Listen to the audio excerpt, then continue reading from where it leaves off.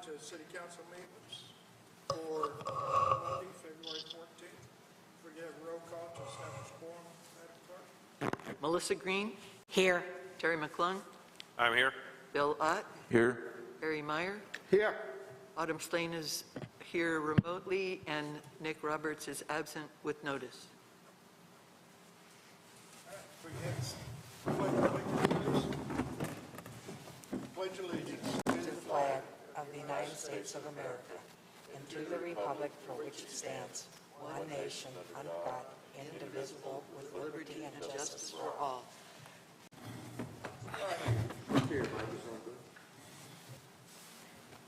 All right, is that better? Oh, yes. All right, if we could have a motion to approve the agenda. So moved.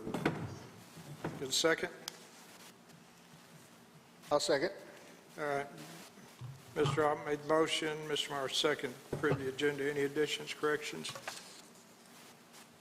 If not, all in favor of the agenda submitted, signify by saying aye. Aye. Any opposed? All right.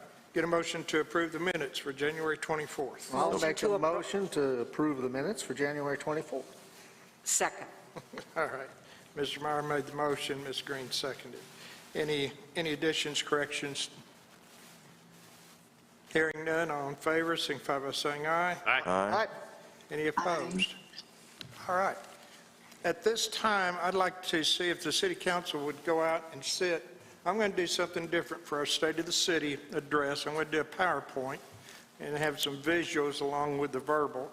And if the city council can sit in the chairs, then we can go ahead and you can see the screen, rather than the back of the screen. So, In the audience are these chairs, Butch? yes, sir. I got you one there, Bill, I think. Yep.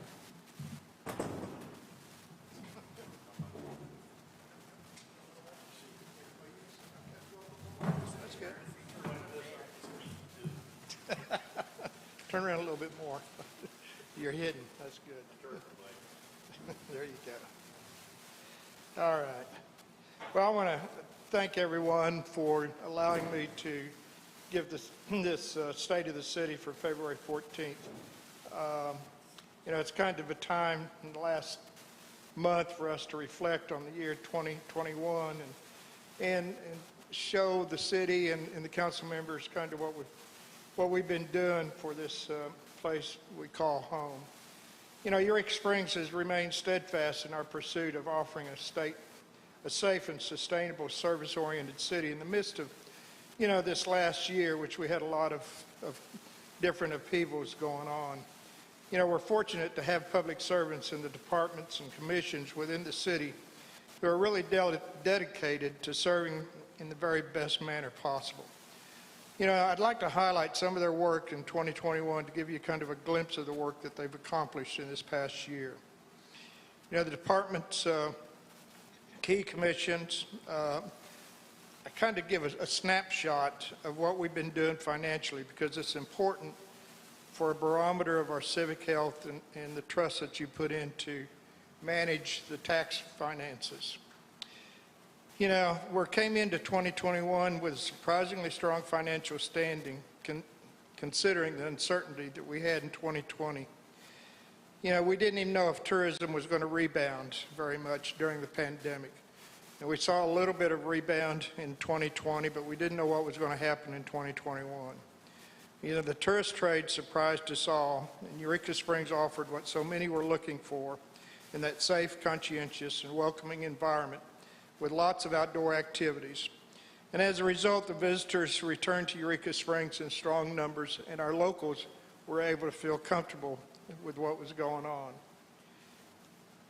Our sales tax, which is the largest revenue source for the city, has shown the visitors, that they have a lot of confidence in what was going on in Eureka before and throughout the pandemic, as you can see with this 3-year sales tax chart.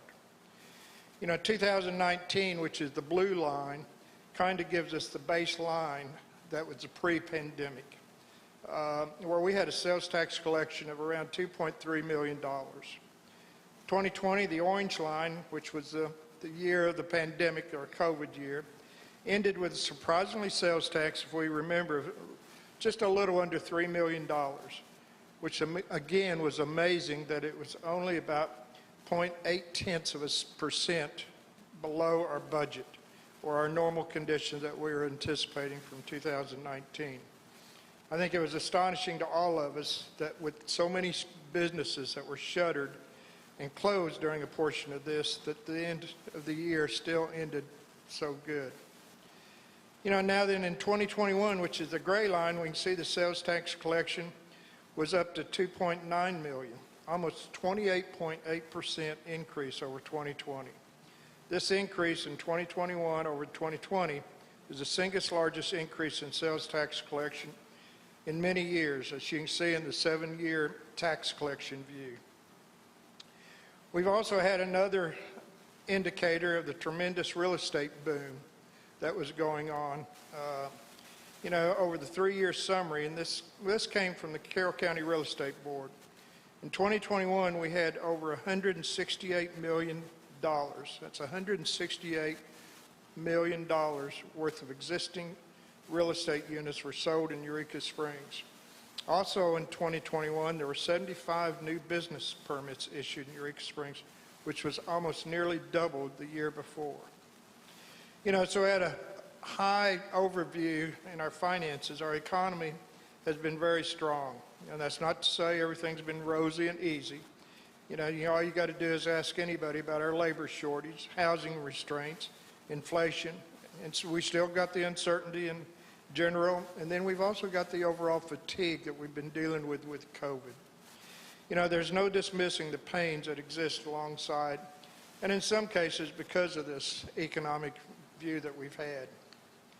You know, turning to the second area of the financial review of how the city's managed the funds, that looks a little fuzzy, so it's kind of hard to see exactly. But the city budgets are reviewed monthly by City Council to monitor our actual financial performance against what we approved in the 2021 projected budget. You know, with the last month's review, this probably came up, which is what we're seeing here. The largest department budgets within the city are the police, fire, water and sewer, and transit. You know, if you look at those 4 departments, we can see where the police expenses were 8% under the budget. The fire department was 2.6% under the budget, while water and sewer expenses were 19.3% under budget, and transit expenses were at 8% under budget. These departments represented the majority of the services delivered to the citizens of Eureka Springs, and they all performed under their budget while still performing services. You know, at the same time, we can see the bottom line, which is the all funds line, the overall revenue was up 6.3% over our projected budget, and our expenses were 10% under the projected budget. So I think the City Council and the department heads all have done a great job of managing these funds allocated to them and exercising the fiscal responsibility with the taxpayers' dollars. These are the kind of numbers that we like to see and like to work with. You know, in addition to establishing and administering our public and municipal budget, the City Council also made a commitment to retire long-term liabilities. In other words, we pay off our debts. In May of 2018, City Council passed into law an ordinance which allowed early retirement of both the 2008 and 2010 water sewer bonds. These bonds with a long-term liability, from November 21, the financial report, we've retired 2 long-term liabilities. The 2010 water and sewer bond, the fire equipment loan, and the transit retired their equipment loan as well. The 2 remaining long-term liabilities of the 2008 water and sewer revenue bonds and 2020 sales and use tax bonds are still on track for early retirement prior to their 2027 due dates. All of this is saying something pretty fundamental. You know, we made a change in our thinking about city finances. This shift involved several years of building awareness and education and stabilizing our unhealthy financial trends, and also establishing a tight and disciplined focus on results. My sincere thanks to go out to not only the City Council, but all the department heads and city employees who helped us change this shift in thinking and action to bring about the positive results for the city's citizens of Eureka Springs. Now we're going into some of the departments. The Eureka Springs Police Department,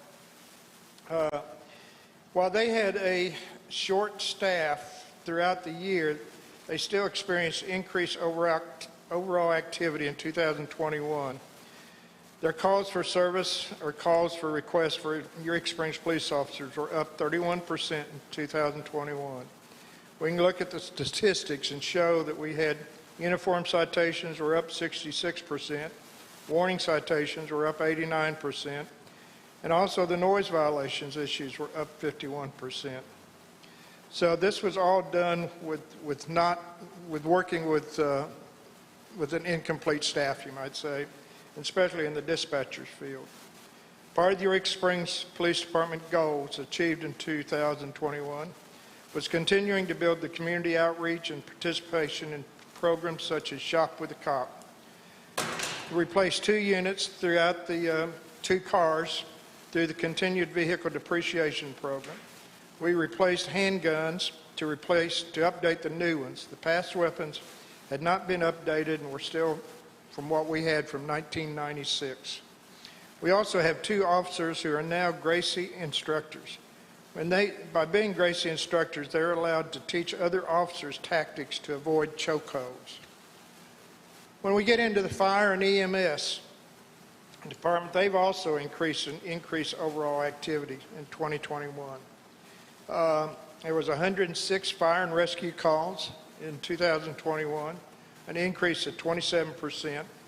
Equally, the EMS volumes was up 21% with over 1,900 calls for service. These combined reflect an overall increase of 22% for service from the Eureka Springs Fire Department. The Eureka Springs Fire Department goals that they achieved in 2021 was replacing a large amount of their communication system. They upgraded their computers and HVAC system. They hosted monthly emergency medical responding trainers for Western Carroll County Alliance members. They also hosted a nationally registered emergency medical technician course. And then also, the Eureka Springs Fire Department members attended over 6,000 hours of fire, EMS, rescue, and hazmat training to ensure that our city is always in a state of readiness to respond to any emergency in our community. When we get into the public works, it's been almost a year since we had our winter vortex of 2021, which certainly impacted the public works. We had record-breaking temperatures for 5 days that resulted in unplanned repairs in both public works infrastructure as well as equipment. But part of their goals they still were able to achieve was the completion of 15,000 yards of overlay projects in 13 different city streets. We completed the water line extension project on East Van Buren. We received grants for Black Bass Dam repair. We purchased a new bucket truck and several stormwater improvement projects. We also received $60,000 by pursuing a lawsuit over fixed price chemicals that was used at the wastewater plant. We completed the upgrades of blower and chemical feed systems at the wastewater. And we finally began construction of the new maintenance building. And we also received a grant and almost finished construction of the new water line to the wastewater plant. Under transit, we also had an experienced volume in their system in 2021. Even with the COVID and the pandemic going on, overall ridership nearly doubled in 2021 over the previous year. Transit drove 27% more miles, and tram tours increased dramatically by 88% in 2021 over 2020. However, share a ride served 549 riders in 2021, which was a 15% loss in ridership. When we get into the City Advertising and Promotion Commission, they had a year of higher volume also that kind of reflected along the lines with our city sales tax. Again, using a 3-year review, we can see that 2019, under normal circumstances, the collections, which are the blue line, were around $1.5 million. 2020, the pandemic year, which was the orange year, we dropped down to 1.2 million, or almost 1.271 million actually. And then the 2021, the gray line, we came back up, almost a 23% increase to $1.8 million over the normal circumstances of 2019. The CAPC implemented a Q4 marketing campaign in October. This campaign focused on the shop small, where they were highlighting the local shops, the unique gifts, the holiday shopping, and the unique dining that Eureka Springs offers. The CAPC also placed ads in the radio television in Fort Smith, the Corridor, Tulsa, and Springfield markets. The CAPC Basin Park Summer Music Series was successful and well attended. We had 11 weekends of live music in Basin Park. The CAPC spent around $22,000 on musicians and $3,000 on technical support for this series. The CAPC largest event, the Folk Festival, was well received also, which was bringing in the tourism. We had a budget of $53,000 and the total expenses came in at $40,000. Working with Paradise Advertising and Marketing strategies have been central to the CAPC marketing success. Now, Paradise understands the pandemic economy as it relates to tourism specifically, and they've provided sound direction through the past 24 months. Some of pandemic market metrics from 2021 are bullet pointed in this slide. Suffice to say that all indicators are positive. When we get into the Parks and Rec, we have one of the largest commissions land-wise. As most of us remember, we have over 1,800 acres of parks land. That equates to about 0.86 acres per citizen. We also have over 35 miles of trails. So we have a lot of resources that the Parks and Recs are responsible for. And they face a lot of challenges in 2022. You know, right now, the Basin Park, because of the age and the improvement, they're looking at an RFP to get engineers and architects involved to help us prepare and to assess the condition of the park and recommend necessary repairs that's needed, not only to the band shell, but to the park itself. We've seen a lot of significant work done to the dog park over 2021. And it's in good shape considering the locations on one of the steeper hillsides of Eureka. Black Bass Lake, the parking was expanded and we had porta potties added. Both trail bridges were completely rebuilt in 21. The condition of the dam, while it's most conspicuous, is needed to be repaired. We were fortunate that we finally got a grant, and we've been working on this trying to find money for the Black Bass Dam for at least 15 years, and FEMA finally gave us a grant of $300,000 to go toward repair of the dam. We got Magnetic Spring, which is, if you haven't been by there, you'll notice that there's complete restoration of the springs and stairs and walkways that started late in 2021 and should be completed in 2022. Lake Leatherwood, which is our largest city park, is in need of a lot of work, and so we've got another design firm hired to create site plans and help create a master plan for future repair and development. We've got a consultant hired to help us obtain grants to assess the condition of the lake and explore options for dredging and dealing with invasive species. Once again, we've got serious conditions with the dam, and we've got an RFP, or request for proposals, in seeking design help for solutions for this. The park contains also a few hundred sites, or a few historical sites rather, that remaining structures such as a large sawmill and several homesteads. We've got a grant that's been applied to help fund the historic preservation plans. And we've got over 150 acres of glades within Lake Leatherwood Park. And we've got a glade restoration project that's in support by a $28,000 grant that's a 50-50 match. So we've also had the CCC constructed pavilion was about to fall in and be demolished, and they've completely have restored that facility now too. And then we get into our planning and preservation and code enforcement. The Planning Commission's had a busy year accomplishing several long-term projects. The City Council will remember that they recommended and gave to the Council a bed and breakfast ordinance that defined the new definitions of bed and breakfast and conditions. We also passed Ordinance 2311, which prohibited tourist lodging in R2 and R3. Before, that was only prohibited in R1. This ordinance is one facet of a plan to protect the residential areas and address affordable housing concerns.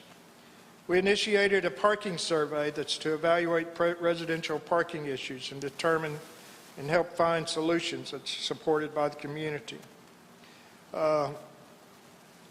So you can also, down in the HDC,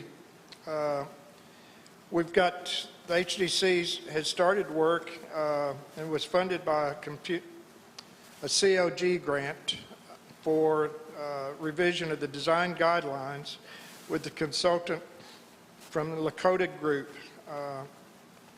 And this has been long needed to be done. This is the first time in many, many years that we've looked at completely revising the HDC guidelines. We've also got repairs to the Basin Park Fountain, which is also being funded by community local grants. A website covering the city's historic preservation program was launched in the fall with information about historic properties, HDC meetings, and design guidelines and projects that can be found at the espreservation.org. It's a great website, and if you haven't been out there and looked at it, I'd encourage you to go see it. The HDC has held over 20 meetings and hosted guideline revisions workshops with the community so we can continue to make progress toward the guidelines. And you can see a lot of the activity by their categories that we had up here, with over 222 projects came before the Historic District Commission. Code enforcement and permitting had an overall unusual year in that the permit was down by 18%. However, enforcement was slightly up. Now, we have several items of interest that of note that I wanted to touch on due to the significance of this city. One of them, and many of our council members went over to see the solar installation that we entered into agreement with Integrity, to develop a project that would lower the utility costs for the City of Eureka Springs municipal facilities. This project is really two parts. During 2021, the improvements were made to all city facilities by the way of HVAC improvements, plumbing upgrades to conserve water, and also lighting efficiency. Concurrently, Integrity completed the construction of the solar array, which also supplies solar power to net metering the cities of Berryville, Green Forest, and Eureka Springs. This solar array began generating power in December 2021, and we're happy with this project completion and look forward to the cost savings of sustainable energy.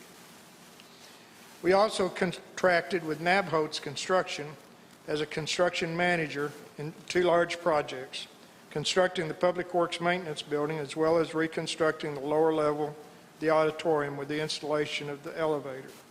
The maintenance building has been a long-standing need, and we're long overdue in getting this facility in place. Likewise, the lower level of the auditorium is shaping up nicely with the elevator installation and making this whole level more accessible and usable, and opens up a lot more possibilities for this currently underused space. We've also been pushing for a long time to find that funds for repairing the Black Bass Dam.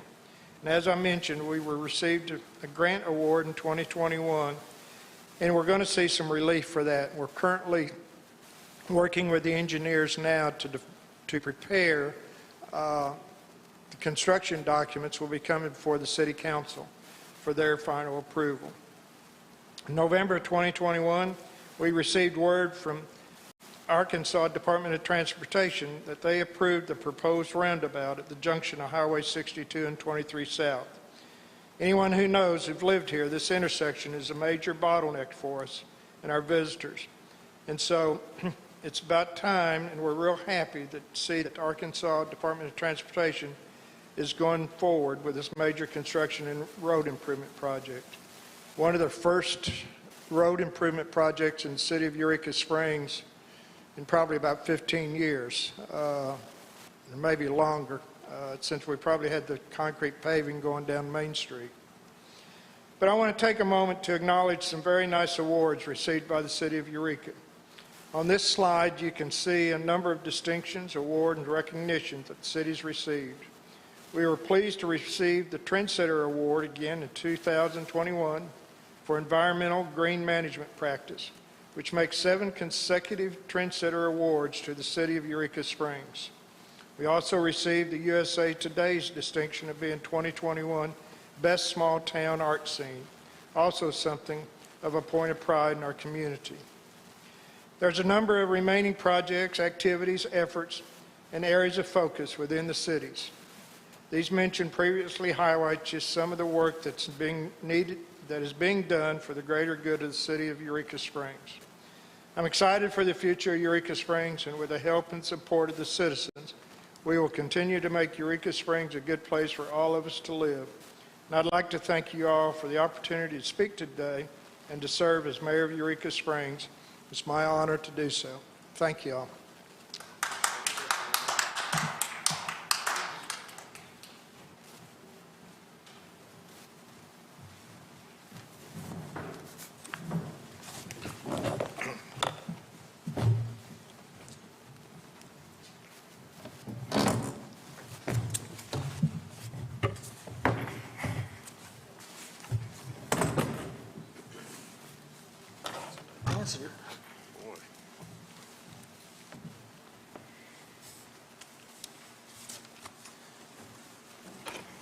Good job, Butch. Thank you. Can I borrow that to do the minutes? The what? May I borrow that to do the That- minutes? Yeah.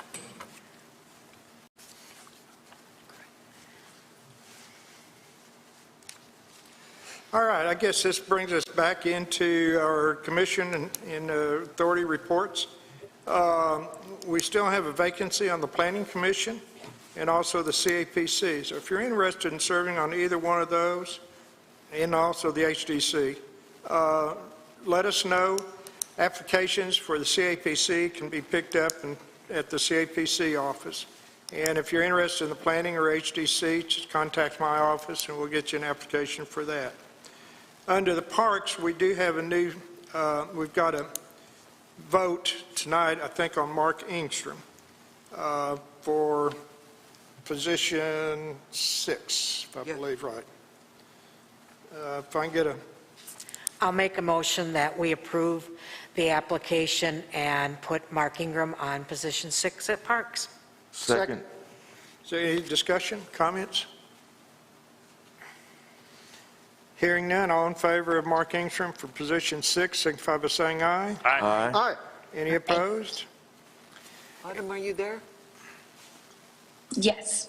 And did you She vote voted yes? yes. I saw her thumbs up. Got it. Yeah. All right, in your Thank packet you. also, there's an application from Bryn Marshall for application for parks. He'll be coming up at our next council meeting. And also in your packet, there's a fourth quarter 2021 financial report from the Parks Commission. So at this time, we'll have 3 minutes for public comments. 0. Any public comments? All right, hearing none. I probably talked everybody out. That brings us up to unfinished business. We've got item number 1, discussion of bidding and selling a piece of property on Main Street. Motion to discuss. Second. All right. I think most of y'all received the appraisal Yes. that was done. What we're looking for is just a motion or discussion to put I'll this make out a for motion, bids. we sell it. I'll Well, we need second to- We that. need to advertise for bids.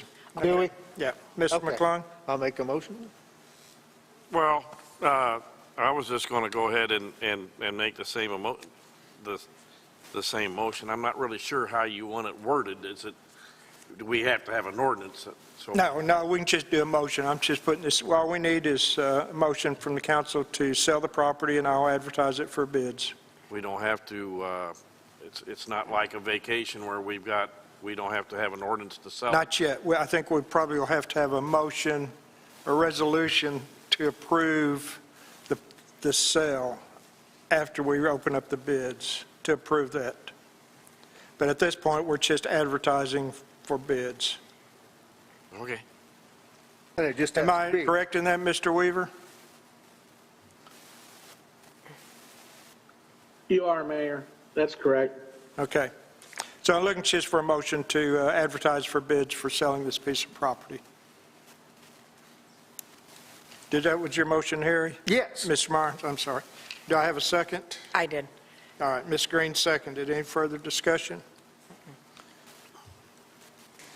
All in favor, signify by saying aye. Aye. Aye. Aye. Any opposed? All right, we'll get that taken care of. All right, that, I guess one of the agenda items was, are we deferring the Pedigo? Pedigo, yeah. Pedigo? Till the 28th. Okay, that Pedigo motorized bike franchise application will be deferred to the 28th. Yes. And that brings us up to Mr. Meyer's discussion for, get a motion for discussion on semi-trucks on Lower Mountain and German Alley. Make a motion on Lower Mountain, just semis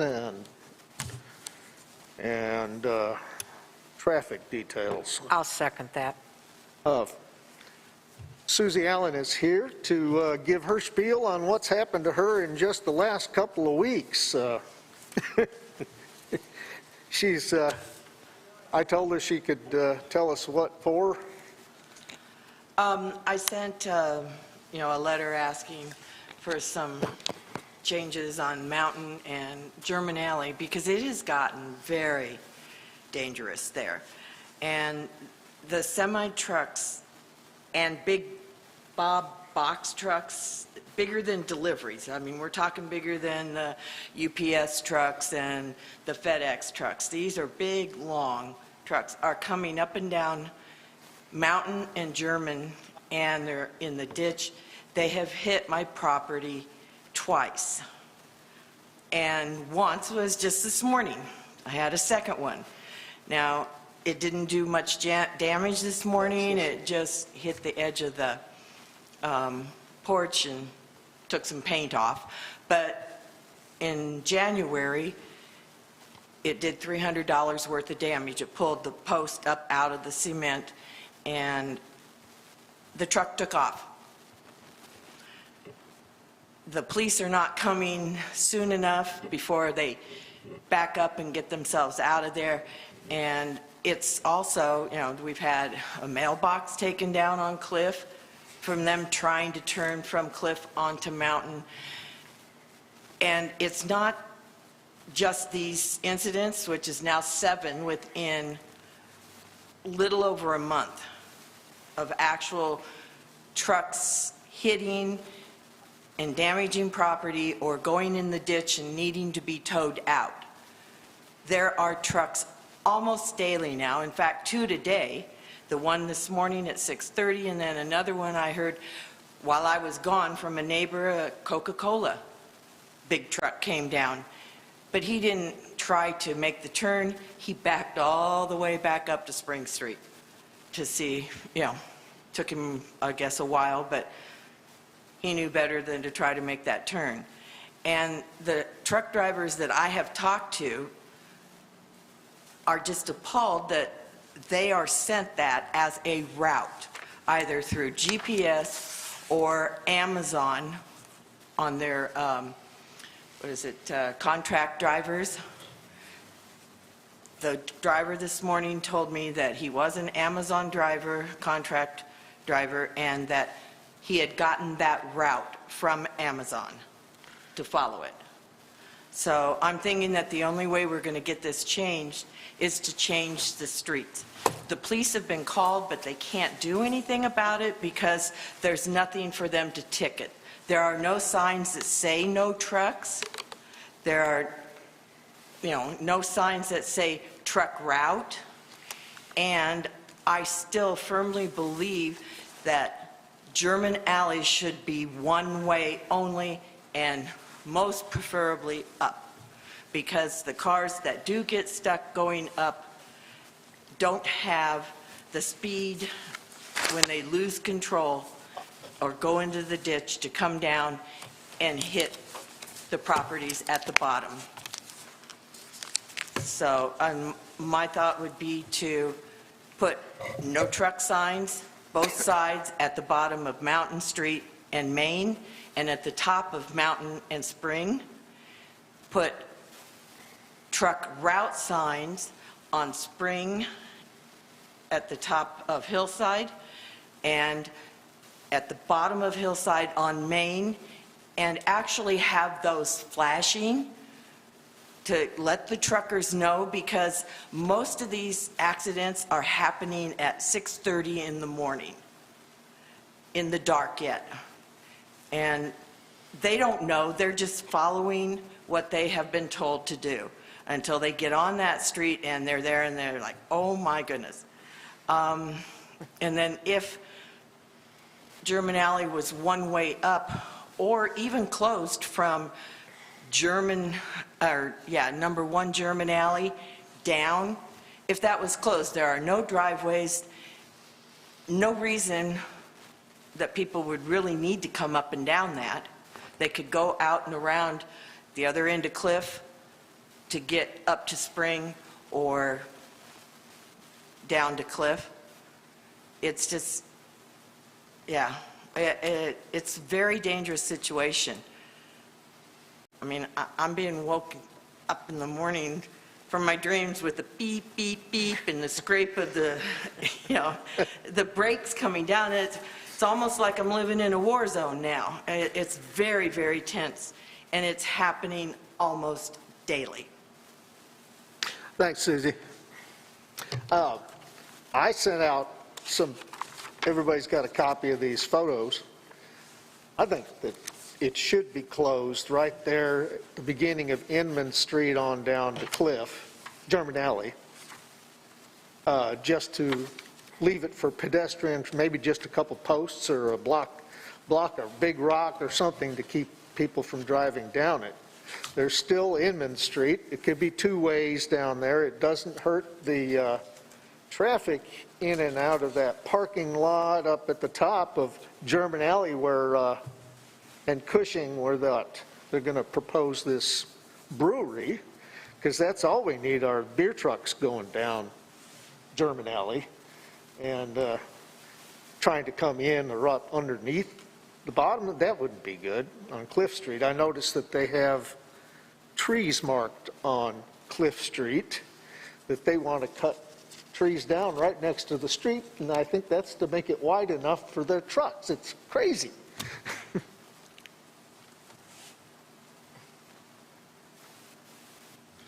We look at Melissa. Melissa, I'm sorry. Oh, no, that's fine. A few weeks ago, I took it off the agenda on streets and parking, and this was one of them. I've been going down there fairly regularly to just kind of monitor, because they had requested it being one way. And the good thing is our tourism is way up. The bad thing is our infrastructure is having a hard time accommodating it, and it's having a hard time when GPS, and now I found out Amazon is sending them. There is a bottleneck on when you turn off a mountain onto Cliff to where there's nowhere for anybody to pull over and let someone by. And if you're starting to look, when you're coming down towards Mountain Street, the left side is the shoulder is getting eroded from people trying to go over. There needs to be something addressed. The German Alley, I went down it the other day after the snowstorm, and I have 4-wheel drive, and I was like, oh my God, I should never have done this. It's a very dangerous going down, and if it's wet, it's dangerous. And so I think, what do we have to do to immediately address this, Butch? Do we need a motion? You got 2 separate issues, I think. I think you need to, I think we're dealing with German Alley and we're dealing with Mountain Street, 2 separate issues. Okay, Cliff Street's Yeah, and separate. truck routes too, no trucks. Yeah. It's all in the same neighborhood. Yeah, it's all. And it's all GPS. And German Alley is truly at its, the width at one point is 10 foot 7 inches. So 2 cars, even my van that I drive, or SUV, is 5'7". There's no way 2 cars can pass each other on that. So somebody is always backing up or backing down. They're coming into our driveways to get out of the way. And when you get down there, Cliff is not that wide at that point, so the cars have to back way up when they do pull up to see if somebody's coming down. Then they have to back up. And that curb in front of my house has taken a lot of abuse, a lot of, hubcaps and tires up against that all the time. But they don't scare me as much as those semis. That is, they're just, the windshields are taller than my roof, and they get within inches trying to make that turn and backing up and coming forward and backing up and coming forward. It really is very dangerous. Mr. Ott? What is our course of action? What do we need to do to help rectify this situation?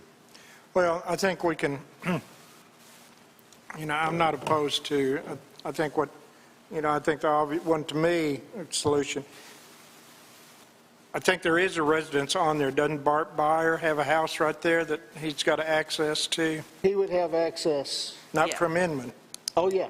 No, he's still he'll got to have come down. access on German Alley. So he would have to, as long as we made German Alley going up, I think that's going to solve Susie's problem with the trucks. It'll help a Along lot, with the, yeah. with the signs, The signage. fact that they cannot get to They're not- Cliff and they're German not- Alley up if they can't come from Mountain. They're not going down your street, so you won't have that problem with them running into your house Right, on there. right.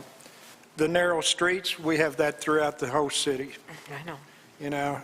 Yeah. Armstrong Street, right behind the courthouse is another one of those. I think people, and myself, because I use that street a lot, Right. and the tourists, we tend to go slow. We're not a 40-mile-an-hour street there, even 15. But German Alley, I think I can run it by see if there's any problem here. Mr. McClung? I just recommend you visit with the fire department on I was going to their suggest that, access for trucks. Maybe they can have the privilege, if it's needed, to run a truck downhill instead of uphill. I think they can have that kind of leeway. yeah, But you need to make sure where we are with that for fire protection. what I'd like to do is take this before the Public Works, Fire, and Police with a recommendation of making German Alley one-way going up. And there may be an issue that we can allow the fire department, obviously, if there's fires, they would have access to it anyway, no matter what. Mr. Meyer? But if you look at the first picture here in my portfolio, you'll see where I'm suggesting to close German Alley, and at the right side of this picture is Bart's driveway. So if German Alley is 2 ways here, Bart has all kinds of access getting in and out there, and he's spoken with Susie about this. And anybody that comes down here and thinks they got to go somewhere, well, they can take Inman if they have to, but they really don't. They can turn into that parking lot that's right there. Yeah. Inman doesn't go anywhere. Inman does not go anywhere. Yeah, it goes all the way through to Cliff. I drove through there the other day. I mean, it's a dirt road, but I drove through there the other day. Goes through. And I know that the Yeah. fire trucks, there is a hydrant right next to my property there, right beside, maybe about 10 foot from the stop sign at the bottom of German Alley. And then there is another one up right about where German Alley, number 1 German Alley's driveway is. So they can cover in between those. And the several times that the EMTs have been out with the ambulance, they don't stop on German Alley, whether they're going up or down. They stop at Cliff and then walk up to get the people because it's such a steep, incline there, whether they're coming or going, up or down. I don't think that they feel comfortable leaving their equipment or their trucks sitting like that. But you couldn't get somebody in and out. And quite frankly, I would not want to be on that stretcher as they're trying to get me up the hill into the... Have to have a winch. Yeah. It just, I don't think that really is that much of an issue. But, and I know that the police, because I've been calling them only when trucks are in the ditch or have hit something, and they're getting tired of it. They told me they're tired of it. They're the ones that said, we need to have some kind of no truck signs and truck route signs so that we can do some enforcing, because they come out, I still am out my money, I have no idea, even though I have the license plate of the truck that hit the porch, we can't find numbers, it's out of Pennsylvania. They can't find, they've been trying to find a number, and we can't get one to, It's probably a leased truck. yeah. Mr. McClung? What does it take, Mr. Mayor, if the fire department, and Public Works, everything works out, and they wish to, if they agree that it can be done and it's a doable deal, is that something that we have to do by ordinance, or how is it? I think it does have to be done by ordinance. Yeah. Okay. Well, I'd like to make a motion that we go ahead and have you check with Public Works and the fire department and make sure, public safety wise and fire protection wise, we're good. And then at the next meeting, then if everything is good, then we need to, look at some kind of an ordinance and, bring it up at that time, and where we can make a motion to approve such. I second that, I agree. All right, got a motion and a second. Any further discussion? Mr. Ott? Something else, Mayor, and the ladies mentioned some of the online things that are sending people in those directions. We will also need to contact those companies, because they will be responsive. At least I'm assuming they will be. Because I had, when I first moved onto Pine Street, there was a lot of traffic going up Pine, wrong way.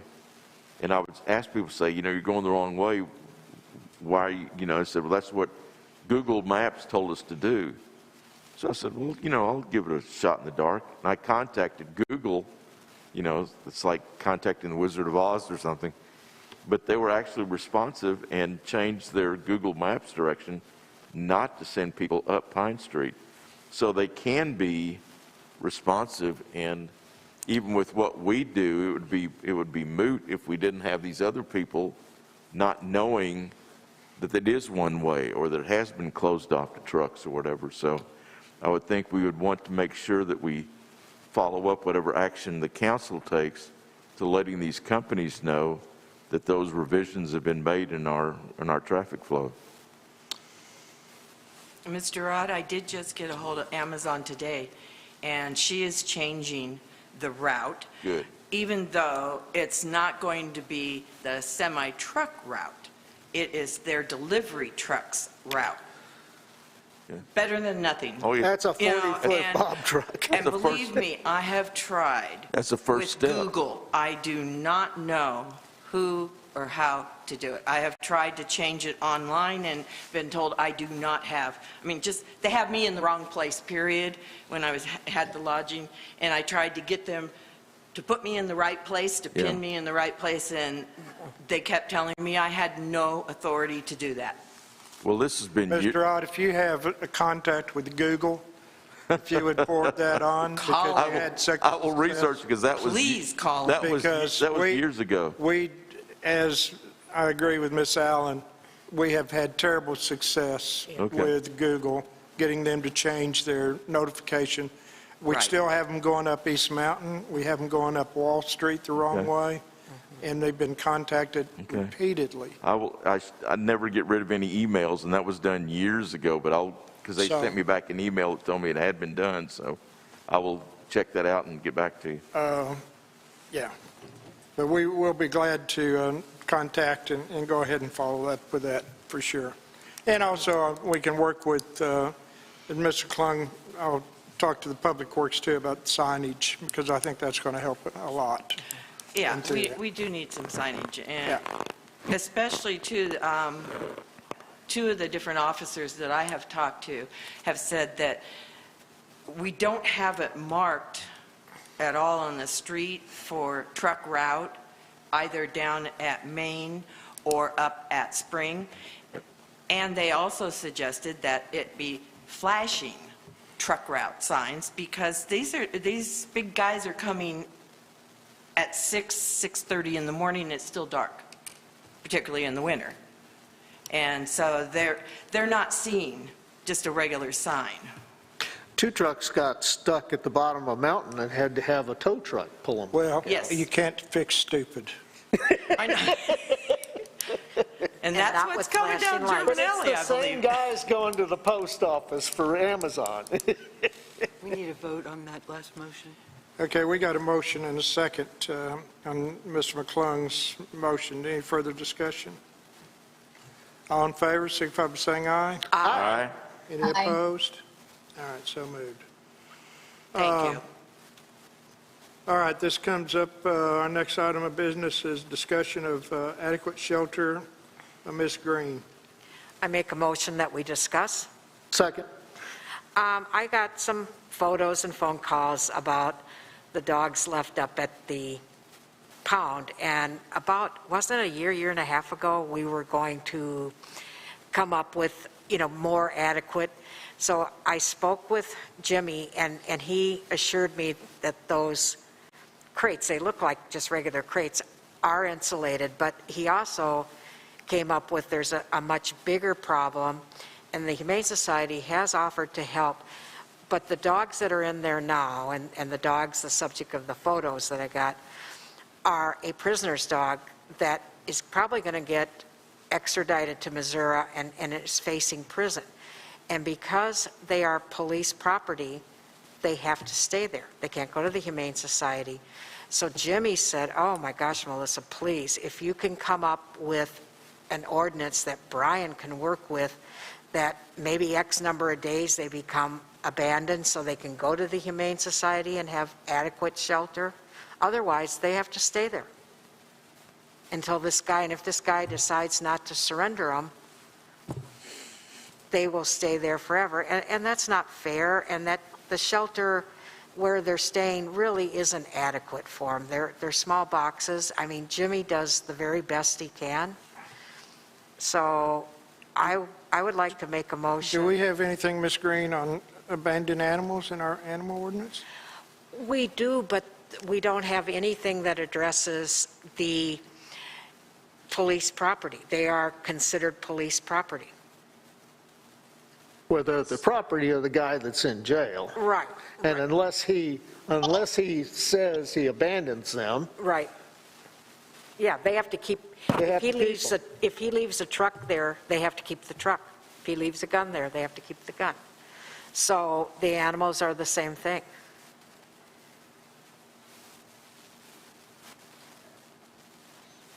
Have you talked to other cities on how they handle that? No, but I will start looking. I just talked with Jimmy today, and this is when he brought this up, so I said I would start the process of addressing Why this. don't you check with some other cities and see how they handle that, Okay, I will. and come back and Okay. call my office and let me know what you find out, and then we I can will. work from there. Okay. And the Humane Society is very willing, even they would take the dogs today, probably no charge, and keep them until, I mean, they're not going to keep them for years, but they would, keep them until they were surrendered. Okay. All right, if you can do that, we'll get that taken care of. Okay. All right, next item is discussion of clerk's salary. Get a motion to discuss? Motion to discuss. second. All right. Ms. Green? I was having a conversation with Ann a few weeks ago, and we were talking, and, your state of the address thing, you mentioned this, our housing and low income, a $30,000 a year is not a huge salary, and it could afford some apartment if they could find one here. So it's a law. It's a law that our city clerk must live in the city. And so when we're paying someone such a small amount of wage, it's going to be hard to get someone who's going to want to run. And Ann has, bless her heart, has stayed with us for 12 years and really hasn't been paid a very adequate wage. And I think if we are becoming a community where our property taxes are going up, our properties are going up, I think that we need to have a discussion of raising that. And I also think we need to have a discussion of raising our mayoral rate too. But right now, I'm just going to talk about the city clerk, and I think we need to come up with something like we started our auditorium manager at $40,000 and with benefits. I think our city clerk, who works very hard, is worth about $45,000 a year plus benefits. And I think Can't have benefits. you can't? No, not elected. Oh, Sorry, Okay. I didn't mean to interrupt you. okay.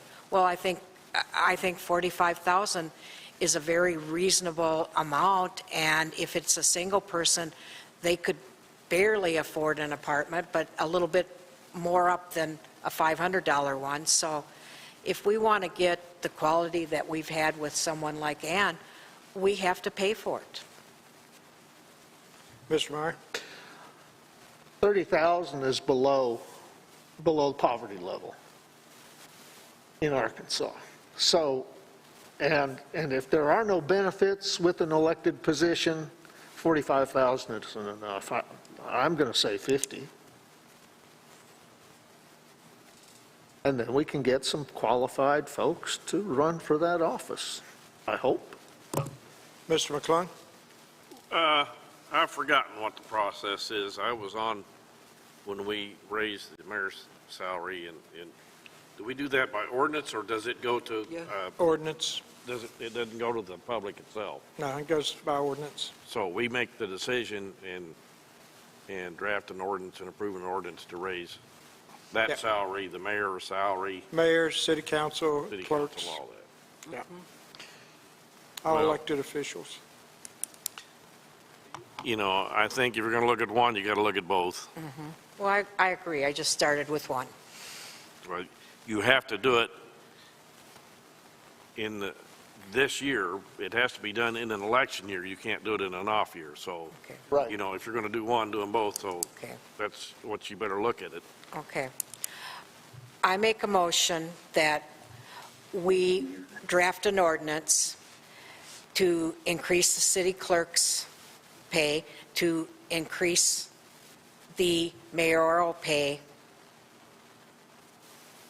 for, or do we want to just wait and, Do them in separate. okay. I make a motion that we draft an ordinance to raise the city clerk treasurer salary to $50,000 a year, starting in the year 2023. Second. Ms. Lane, did you have your hand up? Did you have a comment? Well, I would like to, I'm kind of in agreement with Terry. I would like to look at both the mayor and the city clerk together so that we know, kind of overall how much we're going to be spending. And then, can we not just maybe make an ordinance to raise these and then kind of come back to it maybe next meeting when we have a little bit, better of a situation, especially because we haven't even looked at the mayor's salary. We've just looked at the city's city clerk. Just an option. I like the 45,000 too. That's my vote. Okay, anybody else? Mayor's question, Mr. does it have to be done in two separate ordinances, or just all, can it be done in one? It is done in two separate ordinances. Normally it should be. Okay. And is it And I didn't hear the year. Is that, did you say 2023? Yes, Well, Is there anything that can be changed this year? no, No, no. it's only for next year. There's nothing precluding it from being changed this year, but the motion was for 2023. It cannot be enacted in the year, the present year. It can Okay. only be enacted the next following year. Okay. Can't be enacted immediately. That's I right. believe if we That's right. review Mr. Weaver? find that it was done while a person was in office, and that would be Yeah. Mary Jean Self. Mayor, Mr. Weaver? it can be enacted for 2022, but only with the acceptance of the current clerk sitting in the position, or the acceptance of the current mayor, if you're talking about the mayor's position. It can be effective upon the taking of the new term without their permission. So it could be raised at this point for 2022, but only if the clerk accepts that, or the mayor accepts that as a rate. I got you, okay. All right. Okay, so in answer to your question, Mr. Ott, I guess it can be. I Okay. stand corrected. I'll amend my motion to raise the clerk's salary to, I'll go for 48,000, starting March 1st. okay, I'll second that. Well,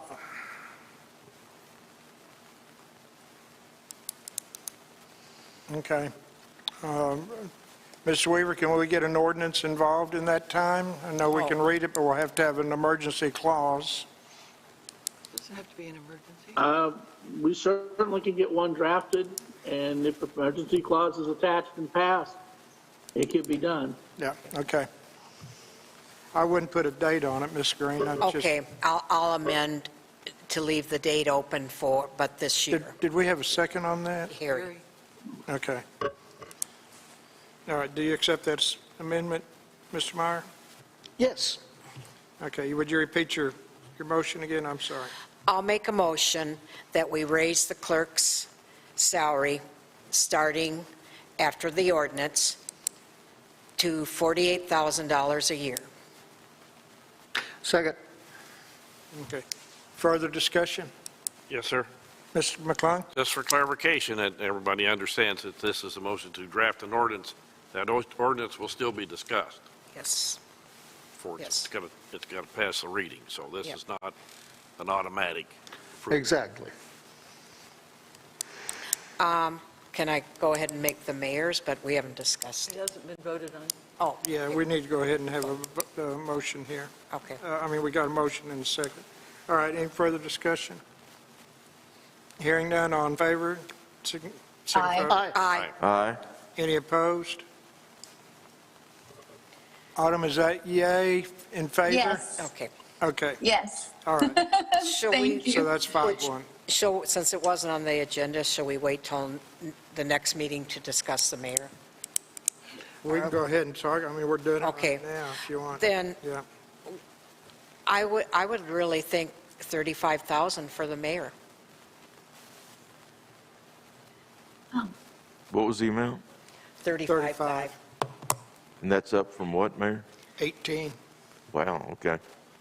yeah. Very good. Autumn wants to speak. Ms. Slane? What if we talked about the mayor's position being a full-time position? It pretty much is, it is and it's not. I'm working Saturdays, weekends, nights. Well, but for the people of the future, and if you want to run again, I think it would maybe be nice if you got paid for the hours that you worked. Yeah, it's considered a full-time position anyway. It's not a part-time job, Yeah. yeah. Oh, I Ms. Green? thought there was an hour requirement, and No. it was part-time. No, there's no hourly Oh. It's requirement. a salary. Like It's a the- salaried position, Okay. so, yeah. Ms. Green? Just a note of history, when Morris Pate was the mayor, he was here every day, 9 o'clock, stayed till 5 mostly, plus put in other stuff. So it's some weeks, Butch, I bet you put in 80 hours, some weeks maybe 20, you know? So I'm going to make an ordinance that we I'm going to make a motion that we draft an ordinance to raise the mayor's salary, I'm going to say 36, to 36,000 a year, starting this year. Got a motion. Do I hear a second? Second. Further discussion? All right, hearing none, all in favor, signify by saying aye. Aye. Aye. Any opposed? All right, so moved. All right, that takes care of that items of business. Brings us up to agenda setting. Mr. Ott? Well, I'm assuming these two issues will be on next week's. Does that give the, Yes, sir. Okay. Yep. all right? Or anybody. Anybody got anything for the agenda? All right, Mr. Ott, public comments. Really don't have anything. I'm just, enjoying seeing all these people in town. I'm enjoying, the town seems to be, it has a good feel to it again, and I'm just real happy about that, so thank you. Ms. Green? Well, ditto to you on that, Bill, and I want to thank you, Mayor Butch, that was a wonderful State of the City address, and it's really heartening to see how well our city's doing, and I'm going to thank Mr. McClung down there because he was part of the commission that hired Paradise, and they have been amazing, and we can thank them for the tourism. I keep hearing, oh, they're here for COVID. Well, how did they find to get here? Because most of my guests are new people. They found it through advertising. So it is working, and, the town looks great. I feel blessed. I feel blessed that I'm able to live here. It is a privilege. Amen. Ms. Slane? Yes. Thank you, guys. Happy Valentine's Day. Same to you. Thank you. Mr. Meyer? I saw a lot of couples on the street today, holding hands and waiting to get in with flowers and stuff. It looks like there's a lot of love in the air. Oh, good. Mr. McClung? Happy Valentine's Day. Let's bail. All right, I've got a couple of things. I don't know of any events that are coming up this weekend or the next week. I'm sure there are some. We're a city of events, so I'm sure there's going to be things. I want to recognize Mr. Ott for his 45 years of service and being elected to the Tourism Hall of Fame. Mr. Thank you, Ott, sir. you're, Congratulations. Thank you. To I'm God not be the sure, are glory. you the first person from Eureka Springs to be elected to the Tourism Hall of Fame? Boy, I don't know, sir. I think perhaps, but, since it's been going on for decades and decades, Yeah. I couldn't say that safely, but I'm indeed honored by that. And as I said earlier, to God be the glory for allowing me to work in that industry and to have this wonderful recognition. So Thank where you. can we go see your plaque and everything? Is there a little Hall of Yeah, Fame place? Well, yeah. You didn't I even did- have to die to do it. No, Yeah. no one, I was waiting for someone in the gold jacket to knock on my door, but it never happened, so. All right, also, I want to wish everybody, I hope they had a happy Valentine's Day, and it's still not over, so you can take your loved one out to eat. I bet we've got some restaurants that are open tonight, and plenty of good places to eat. And with that, I'll take a motion to adjourn. So moved. Second. All right, all in favor? Aye. If you're not in Aye. favor, you can stick around. All right, thank you for everything.